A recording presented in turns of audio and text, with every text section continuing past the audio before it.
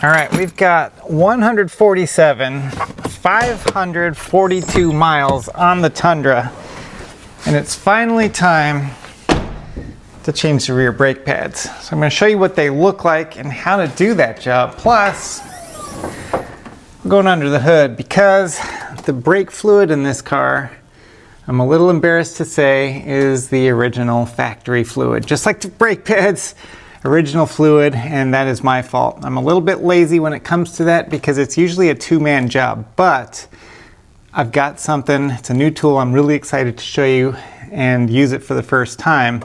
So that's coming up soon. On the other side, on the driver's side, it's going to be a little bit easier because the shock is not in the way. On this one, the shock is in the way. So even with this stubby impact, I can't really get in there, so I'm going to use, that's a swivel socket for brake calipers. So I'm just going to put it right on there and give her the beans. That's a slide pin all in one, so let's go ahead and put that to the side, then we'll get the bottom one out. Bottom one, much easier to get out. That's what that looks like. Not a lot of grease on that guy. The other one had some on there, this one not so much, so we're gonna have to fix that. Just gonna use a screwdriver to kind of pry this off. There we go. Doesn't look too bad on the inside there. Not a lot of rust. We'll get that cleaned up and pushed back in. So now we've got the brake pads, and if you look up here, you can see what I was talking about. This brake pad has almost no material left on it, and the inside pad is kind of a thick boy. So that's no good at all. Very little pad left on there, so it's good we're replacing it. I didn't want to go metal to metal on these things. All right, so this was a 17 millimeter. To get the caliper bracket off, we're gonna need a 19. You can, of course, use hand tools for this. They're not on there very tight, but I'm sort of an air tool junkie, so that's what I'm using today. All right, let me go ahead and take this. We're gonna take this over to the bench and clean it off, and I'll show you some of the stuff that we need to pay attention to is the hardware. It's not like every other caliper you've seen, so there are some differences that we're going to have to make sure we point out so that we don't get it wrong when we're going for the install. Back here on the caliper, the bleeder cap it's gone. It just kind of rotted away. So good thing the hardware kit that we bought came with 2 new bleeder caps. We're gonna need that because we're gonna bleed them. Let me clean this up. I'm gonna spray some brake clean on it. Okay, I'm just gonna retract this piston while we're here. This is something you should do kind of slowly. You don't want to force that in there. Just give it a nice, easy squeeze. And you want that piston to go all the way back into the bore because we're going to have much thicker pads that we're going to have to fit around once we put the new ones on there. Let's get that all the way back in there. And that's it. That's what it should look like when you're done. As long as you remembered to not set your parking brake before you lifted the vehicle, this should just come right off. That's not going to happen. So what we're going to do is smash on it with a hammer and see if we can break the bond between here and the axle hub. It's a rust bond. It's almost like welding, but we're going to break that to get this thing off. Also right here is a rubber cover. Don't forget that because the new ones do not have the rubber in there. We're going to have to reuse that. We're going to use this air hammer and just kind of massage it until it breaks free. If you're hitting it with just a regular hammer, hit inside of here, don't hit your lug. There it goes. Just pop free, that's all we needed. Not too bad, not too bad.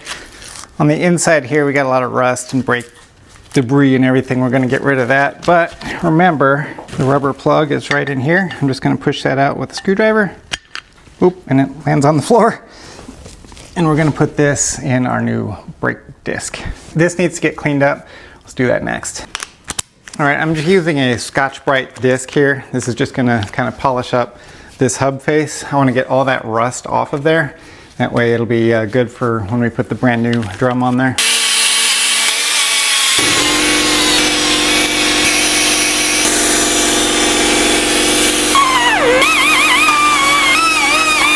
I'm looking at the shoes, the parking brake shoes, and they look pretty good. A little bit here on these leading edges, there's a little bit coming off of there, but the rest of the shoe is still stuck to the metal here, which is good. It's not delaminating or coming apart. I don't see any cracks or anything else, so I think we're good to go just cleaning these off and reusing them.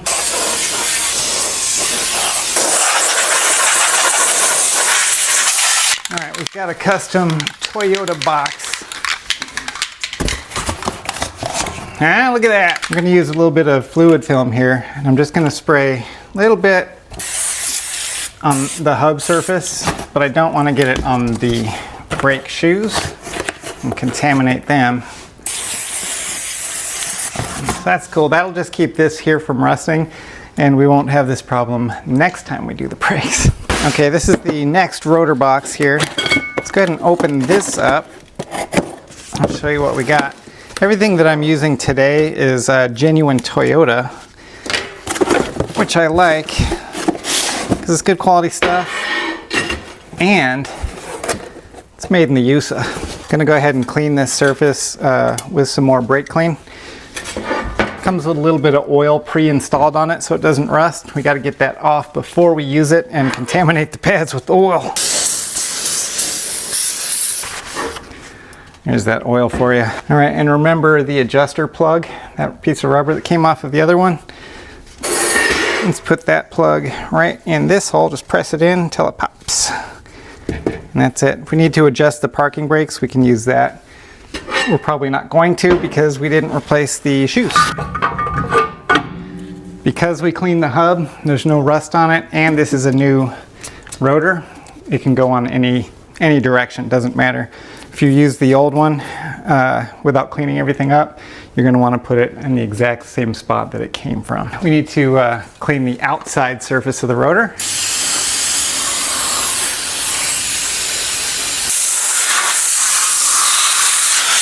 Let me grab a little bit of grease. This is the purple stuff. It's that Permatex. Doesn't really matter as long as it's a high temp brake grease. This is going to be fine for you. I'm just going to put a little bit of a dab right there on the piston surface, the outside edge of it, and then a little dab right there on the ears, and that's it. Don't go overboard. This is just going to help with squealing. It's going to help prevent squealing because we all know Toyota brakes like to do that, especially in reverse. I'm going to see if we can stop that. This boot got kind of caved in. I'm pulling that out. So they should look like that. We're going to clean out the bores for them because that's what the grease looked like when I pulled this pin out. All right, so brake clean again. We're going to go ahead and just pour it in the bore and let it pour out. And the hardware, we're not reusing. We've got a new hardware kit. So this gets pulled off, each one of these clips. But what you'll notice is they're on there pretty good. They're stuck. I'll show you why. There's just a little bit of an adhesive on these, which makes them unique. Toyota has sort of a unique hardware setup where they get glued on. Oh, here we go. You can pull some of that off. There you go. See that little piece of plastic there? That's a little bit of adhesive. So we're going to pull that out. Let's go ahead and clean these up. I'm going to put them in the vise here. And I'm just going to use a wire wheel to get down inside all of these little grooves and get some of that dust out. Here's what it looks like now. It's pretty clean. We got all the rust and garbage off of the surfaces. So now we're going to put the shim kit on there, or sorry, the fitting kit. Come over here and I'll show you what part numbers we have to do. Remember I said that when you buy Toyota parts, it's a la carte. So this is your brake pads. This is what they call a fitting kit, which is just going to be these steels here, or tins, and then the shim kit that goes onto the brake pads. These all have adhesive backs on there, so we're going to pull that off. Pay attention to the way it's shaped here. This outside edge, and this is the inside edge. Outside sticks out, if you can see that. So we're going to want the shims to look like this. If they go like that, that's not right. Okay, so we're just gonna pull off the back. So outside's that way. Push it in. And there you go. That helps you to see that. So you've got a nice flush surface here, and that's the outside. So we're gonna do that with every one of these. Should go on pretty easy, and then I'm just giving it a press to make sure that little adhesive tape sticks real good. I clean this off, of course, with brake clean, so there shouldn't be any residue on there. And we'll have a nice clean surface for this to stick to. Now check out these old brake pads. This is gonna be the inside pad, and this is the outside. These shims are supposed to stop vibration and noise, but look what happened to this guy. It started rusting away. See that nasty layer there? That's probably a part of what was going wrong with this uneven wear here. And this one is pretty bad too. Now on the driver's side, it was even worse. Let me show you that. You can see that this pad wore down more on this edge than on this edge, and it's so rusted under there that this shim is kind of bowed out, and that looks pretty bad. This is the shim kit. Now it comes, interestingly, comes with a shiny and a black. And the black is going to go on the outside. I don't know why, but that's the way they do it.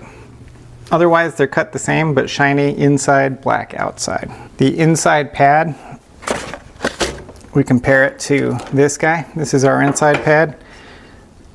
We're going to put the squealer on there.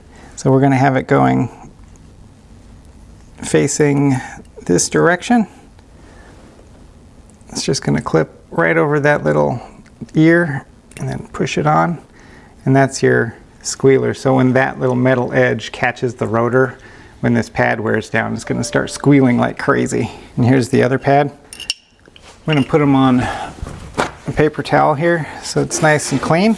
I don't want to set this pad material on anything dirty. I don't even want to touch it with my hands. Now remember I said the shiny is going on the inside, so I'm going to put it on here, but the pads came with a little bit of grease that I'm going to put in between the shim and the pad. This is probably an anti-seize material, high temp. So you're not going to want to get this on anything.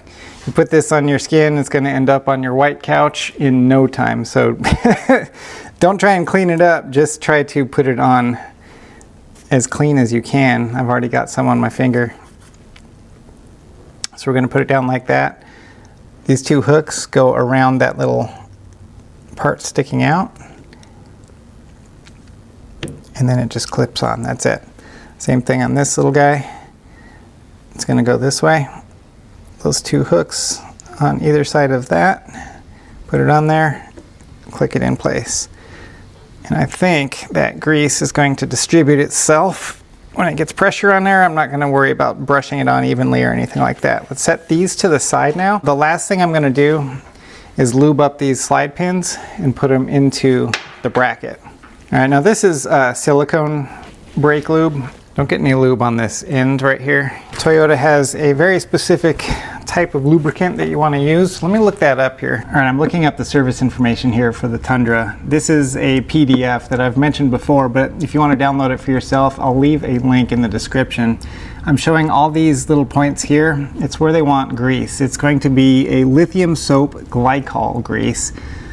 That's probably something you can buy from Toyota. I didn't buy it, I'm using the Sil Glide, but that's what they call for. This PDF is also going to give us the torque specs for when we bolt down that caliper bracket. So let's go back there and get it bolted up. All right, these are the caliper bracket bolts. I'm going to use a little bit of thread locker here. This is the orange flavor, because orange is the best. I'm just going to put a drop of that right here on the threads. And that's going to keep these from backing out. Toyota doesn't say you need to do this, but I like doing it as a little bit of peace of mind. Now we've got the caliper bracket. Let's go ahead and get this back on the car.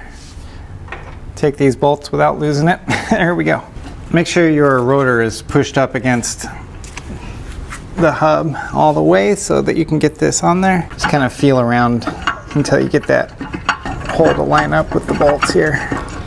Okay, remember these are the 19 millimeters. Let me get the impact. All right, I'm gonna set the impact for stun. So that's forward, and then halfway back, that's stun. So that's kill and stun. We're doing stun because we're gonna use a torque wrench, and I don't want to get these over tightened. All right, we've got it set for 70 foot-pounds on these. Feels like that parking brake is right where we need it. So let's grab the pads and we'll install them. Okay, remember our inside pad is the one with the squealer and with the shiny shim on it. I'm just gonna put it right in there, and outside black shim, no squealer. They should move real free like this. If they're stuck in there or anything like that, something's wrong. Clean it out, make sure there's no rust in there, because you want them to move free and not be seized in there. Now we can get the caliper on there. Let me grab those slide pins. Okay, I want to get this on without getting grease anywhere but where it needs to go. Now we're going to stop here and check this out right here. The boots are kind of in the way, so I'm just going to push them so that the caliper slides around the outside of the boot like that. Same for this side. We just kind of push the boot in and then line it up with the hole. So that's where you want your boot. Now these pins are both the same, they're identical, so it doesn't matter where they go. Thanks, Toyota. Make sure it moves nice and free, and we'll get these turned all the way in. Set it to 65. Done. Before I put the wheels and tires back on and take it for a rip, we're gonna go ahead and do the fluid exchange. The brake fluid exchange used to be a really tough deal, but let me show you what I got. So usually exchanging brake fluid is a two-man job. One person is in the cab pushing the brakes, and the other person is on each tire turning a wrench. You'll get there eventually, but what we have in this box is the electric alternative. This is going to go hook up to the car, and then these are 4 bottles that are going to get all of the brake fluid out at the same time.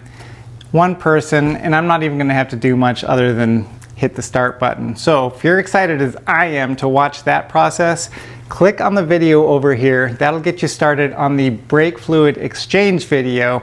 We're going to talk about why you do it, when you do it, how you do it, and I'll see you over there.